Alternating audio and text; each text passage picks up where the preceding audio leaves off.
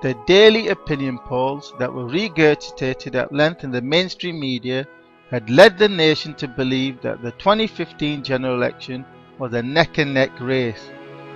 one in which where even if Labour had far fewer seats than the Conservatives, then Labour were still likely to go on to form the next government.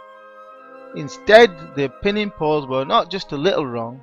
but turned out to be wrong to such an extent that they were forecasting the exact opposite of what transpired, namely an outright Conservative election victory. The most popular sites for converting opinion polls into seats per party forecasts persistently concluded in the only workable majority for forming the next government was that of the Labour Party supported by the SNP, as no other calculation converted into a Commons majority, and hence that is what remained the consensus view right up until the polls closed at 10 PM on election day. The following trend graph further illustrates that the opinion pollsters proved to be consistently wrong for the whole period I tracked them, and that they even on average trended in favour of the Labour Party as time went on, so the more they polled the less accurate they became. Even the so-called accurate BBC exit poll failed to imply a Conservative election win was certain, as it left the door open for the Labour to form the next government with the SNP and Lib Dems. To be blunt, the opinion polls proved to be total BS, and the inquiry launched shortly after the election result was clear, that is to be conducted by even more clueless ivory tower academics, into why they got it so badly wrong, will also prove to be total BS, because all I'm hearing from the opinion pollsters are excuses of putting the blame for being wrong onto others, such as that there was a late swing towards the Conservatives, yes, that they were secretly really expected the Conservatives to win, but for whatever reason did not think about publishing until after the election results were out. That is total infinity BS. And then they're blaming the Tories, the shy Tories, for a late swing. Wow. They're just BS. I will share why I think the pollsters got it so badly wrong in a future video, but for what actually did prove accurate in forecasting the outcome of the UK general election 2015, I turned to my long-standing analysis as of December 2013 that was based on house prices trend forecasts rather than the opinion polls, and as featured in the UK housing market ebook that you can download for free, that has consistently forecast for the past 18 months that the Conservatives would win an outright election victory, as the following 4 video excerpts illustrate of January 2014, July 2014, February 2015 and the most recent video of 3rd of May 2015, all of which forecast that the Conservatives will win an outright election majority. 2014. Recent opinion polls put Labour 6 points ahead of the Conservatives, which would translate in a Labour election victory. Similarly, the bookies also all favour Labour as the party to win the most seats at the next general election. However, what the opinion pollsters, bookies and mainstream media commentators fail to grasp is the likely impact of an accelerating UK housing market momentum on a general election that is near 18 months away. As this graph illustrates the impact of UK house price trends on general election results over the past 30 years. The key point is that the trend and strength of housing market momentum during the 2 years in the run-up to each general election is a good indicator for the probable outcome in terms of whether the government or opposition party will win, and the likely size of the majority. Taking a more conservative house price inflation rate of 8.5% would imply that the window for an outright Labour election victory has already ended as of July 2013. An election held today would result in a coalition government with a majority of about 35 seats, and that the window of opportunity for a coalition government ends by mid-2014, after which there is an increasing probability for a Conservative outright majority. Therefore, in conclusion, a May 2015 general election would result in a Conservative overall majority of about 30 seats.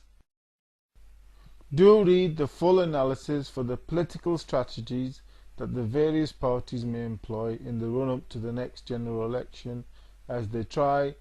to skew the results in their favour.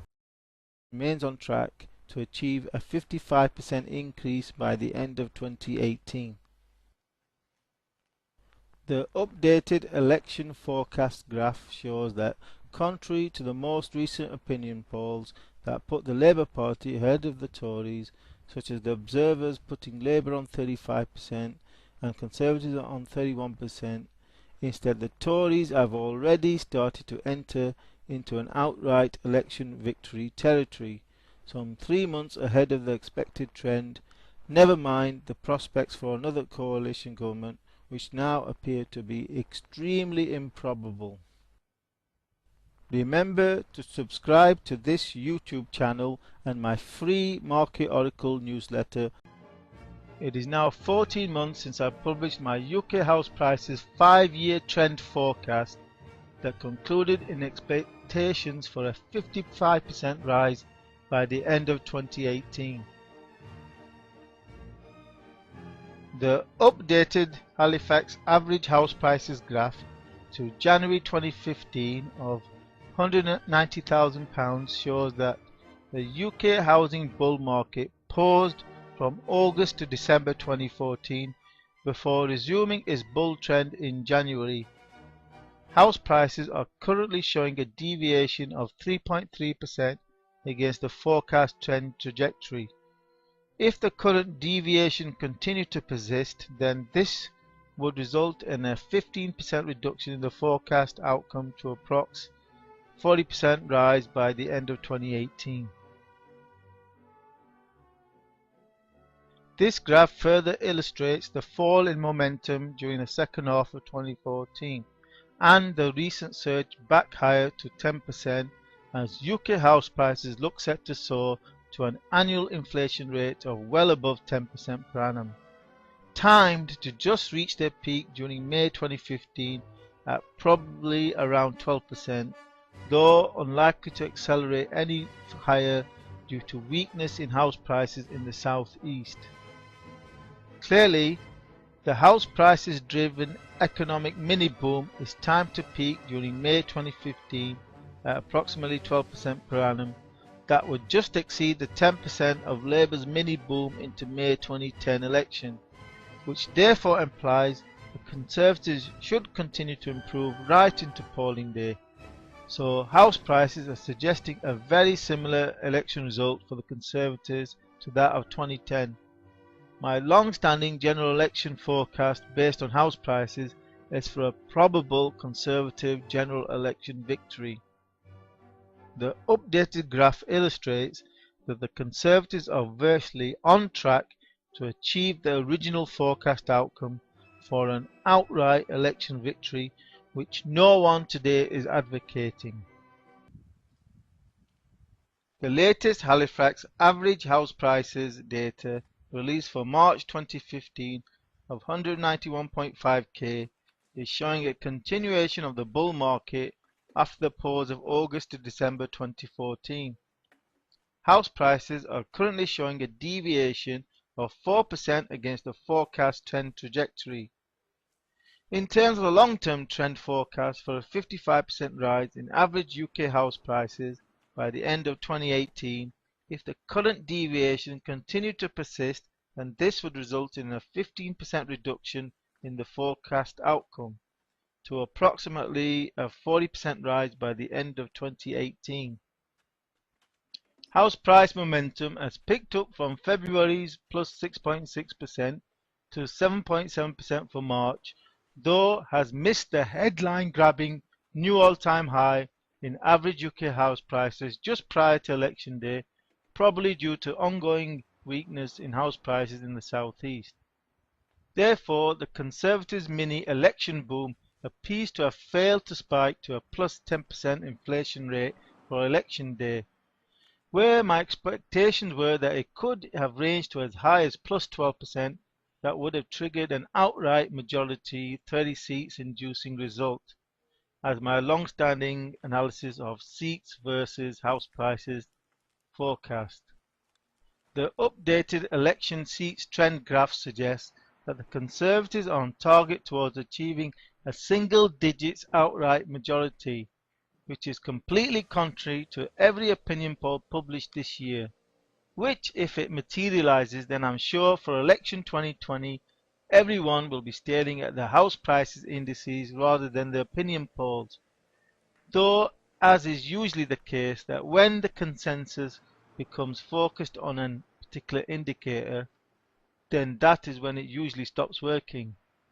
Therefore, my analysis of UK house prices converted into seats